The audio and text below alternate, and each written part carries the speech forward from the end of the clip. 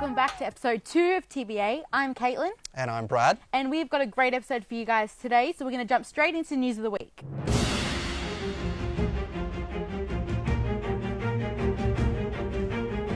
The homeless tent city at Martin Place has continued to cause great debate between New South Wales Premier Gladys Berejiklian and Sydney Law Mayor Clover Moore, but for the moment, the tents still remain.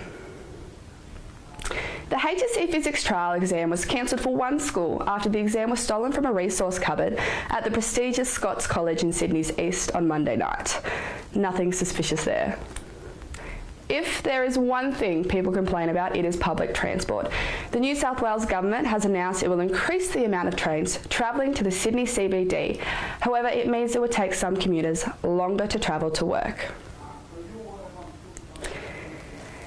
It's all eyes on Twitter as US President Donald Trump steps up the rhetoric in response to North Korea's nuclear ambitions.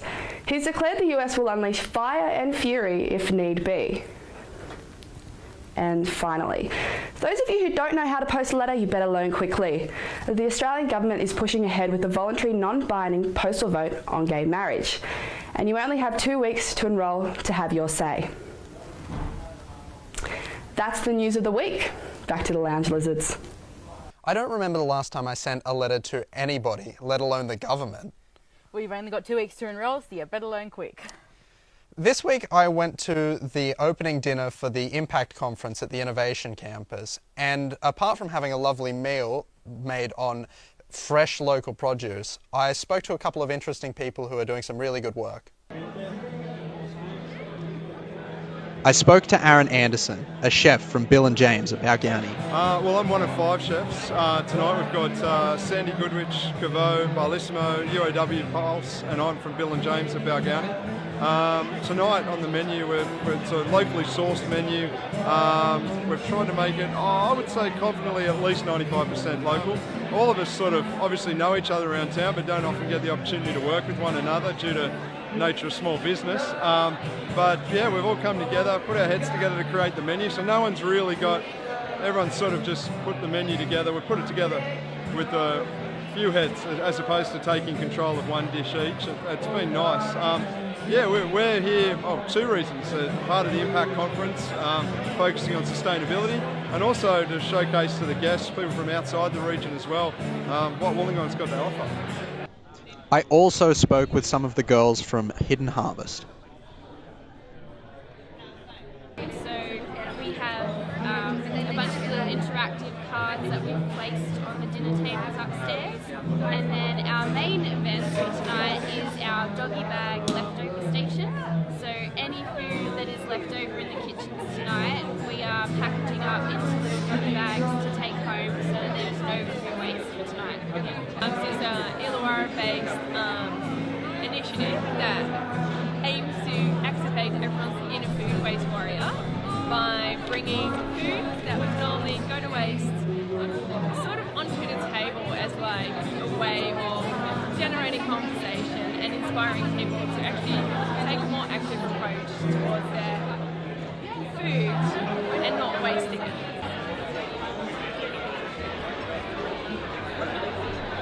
I got an opportunity to speak with the keynote speaker at the event, Mr. William Rosensweet.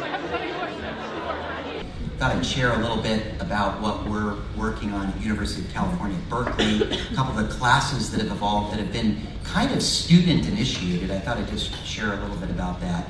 And then maybe some of the things I'm learning about the role of food just in education and transformation in general. I think food is the topic, I think it's the gateway drug in which people actually become enlightened. Well, I've been involved in entrepreneurship education for many years. I was the first professor of social entrepreneurship at the University of California at Berkeley back in 1998.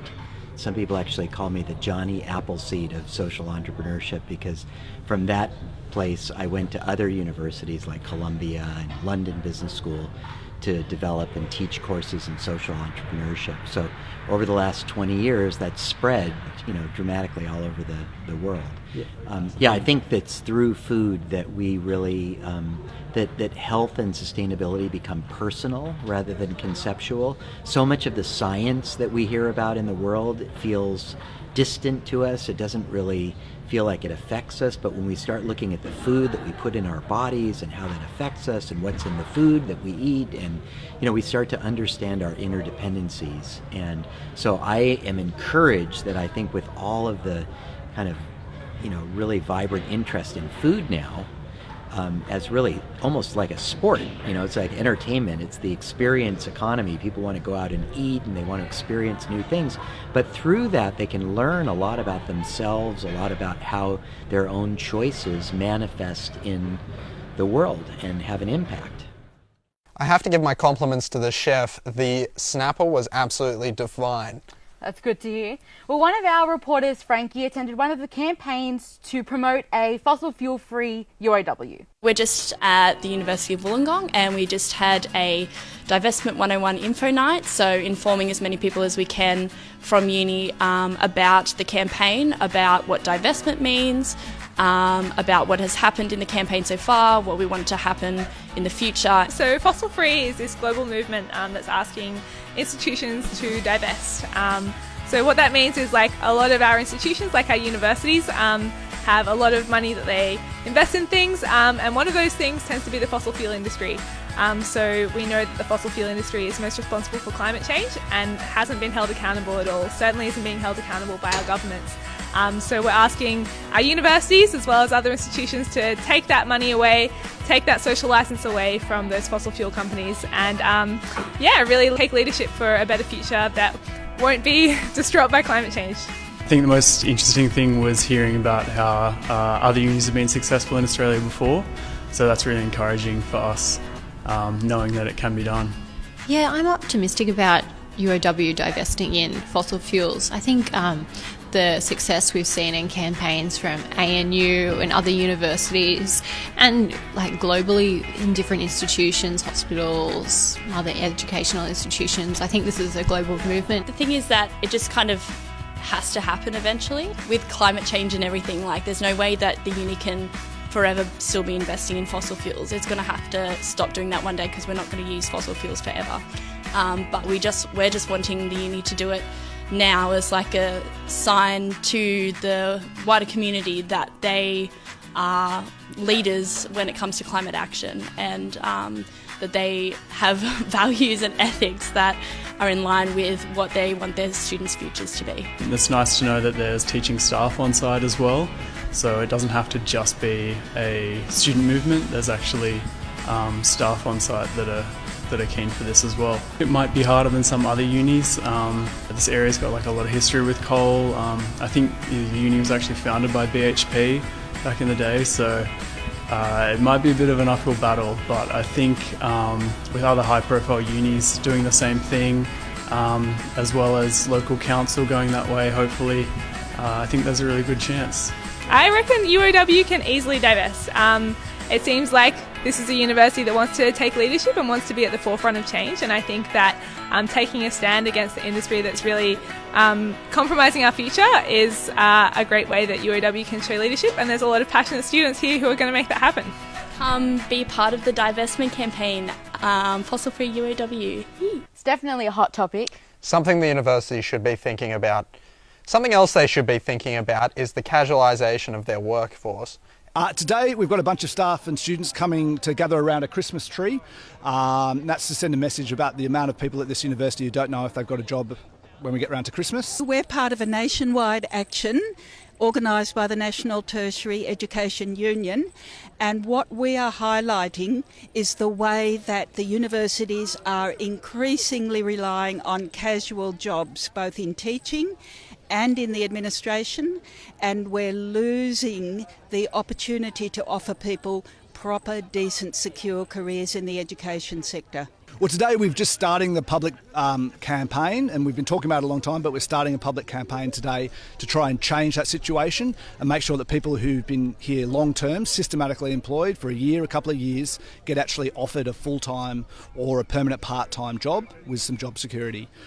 So we're starting that public campaign, and really it's about starting to talk to the community outside the university as well, so they're aware of the situation here. It's a great employer in many ways, a big employer in the Illawarra. The problem is that too many of the staff are stuck on insecure work arrangements. Please, members of the Senate, reject the government's policy on cuts in education. Don't let it go through. We're saying to the Australian government, please make sure that you increase the funding of universities, don't cut them. And we're saying to our university, please stand with us to make sure there's proper careers for academics and professional staff and really quality resources for students. It's definitely a concern for a lot of the staff at UOW. And if they're looking for work, they should consider the Rock and Roll Wrestling Academy. Mr. Lucas Parker's here with us in the studio today to talk to us a little bit about that.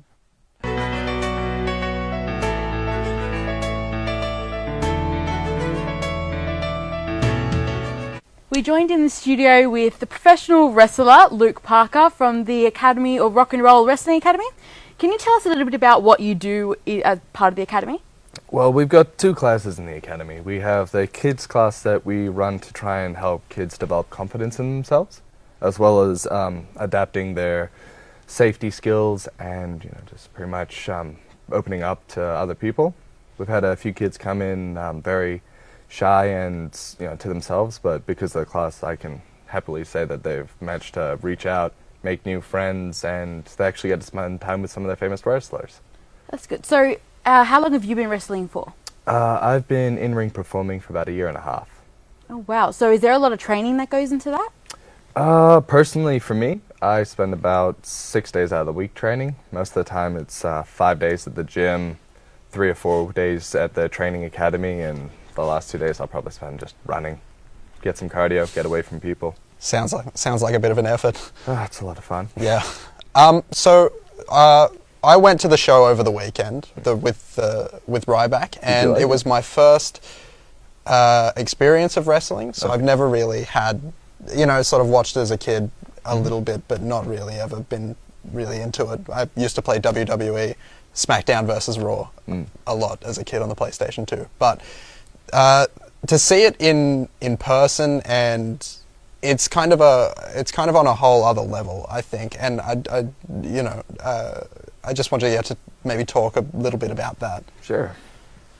Well, the experience definitely changes from a video game to going and seeing a show. Absolutely, I like know, most things. As I used to be a huge fan of the product, so I'd always go to shows, and getting to be part of that, especially something where there's 650 people in the venue, it's almost breathtaking. But it's even more humbling when you're standing in a locker room with someone that used to be Intercontinental Champion in the WWE, and now to have him as champion, it's just it's a big game changer. Yeah. And the show does draw a pretty big crowd. Obviously, the one at the Snake Pit. How many people? 600 and... Yeah, that was 650. The big shows we usually try and aim for more than 500. We have been booked in the Shoalhaven Entertainment Centre in Nara, and we've always booked high number there. So usually that's the kind of number we look for with our big shows. But we still do shows in Dapper Citizens Bowling Club, and just like local areas where we draw like 100 to 200 people. Is there a big following for this competition? In Australia, yeah, it's beginning to start inclining lately. Like, there was a time period where Australian pro wrestling was unheard of, and you didn't really get much of it. But that's just because we weren't promoted as much as, say, our American or Japanese counterparts, where they have the biggest following. It's because they have the biggest venues. And so what sort of direction is the league sort of taking, and where do you see it sort of going? Well, in recent years, it's been slowly but more lately, rapidly on the incline. Like, we've just had Will Ospreay come into Australia, and Ryback, which are two really big names, one from WWE and one from the independent scene, both very well-respected athletes. So I think the popularity has definitely exploded, in my opinion. So I just see it being able to go up from here. So for anybody who wants to join your academy, where can they contact you? The best way to join the academy is to contact the Rock and Roll Wrestling page itself and ask for what days we do training, which is usually Monday, Wednesday. Kids classes start at 5 o'clock, adults classes are at 6, and usually we accept anyone throughout the year. It's no real specific time. Awesome. Well, thank you so much for coming onto the show. Thank you for having me. Hope to see more of your competitions. I hope to be on them more often. Now, as any good wrestler knows, a healthy meal is the way to be on your way to being a man mountain. So we have Stewart in the kitchen cooking us a very healthy pumpkin soup.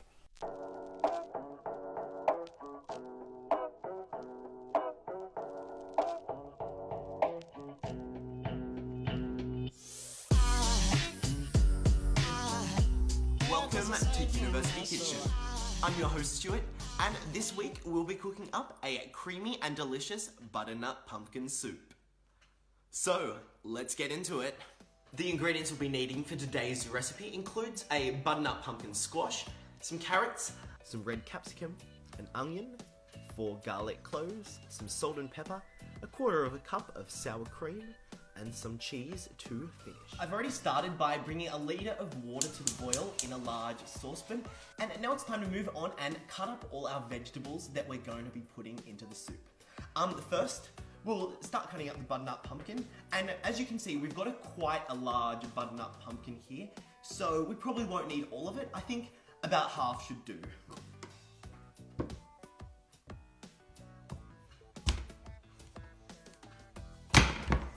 I just find the everyday peeler the easiest way to get rid of the skin for the butternut pumpkin.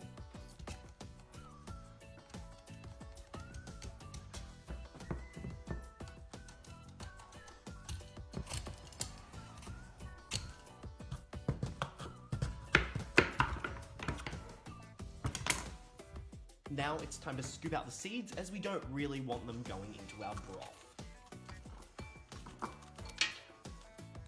With a lot of the vegetables that we're cutting up, it doesn't really matter how finely you chop them.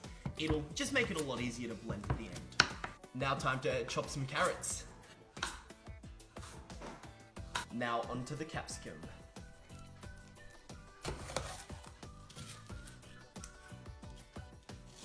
Let's not forget the onion.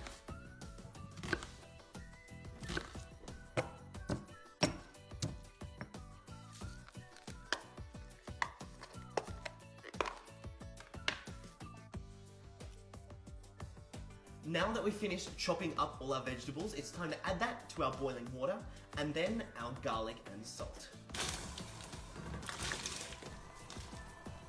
Now we just have to wait 30 minutes until the vegetables are cooked, and then we can puree our soup.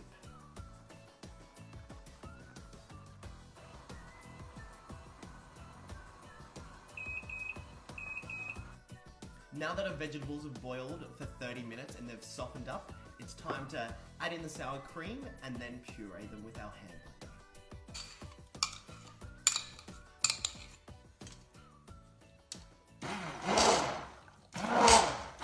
Looks like it's ready to dish up now.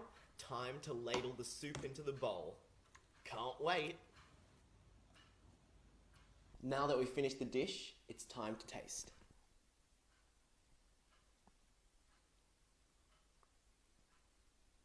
Yummy. Who doesn't love a good pumpkin soup?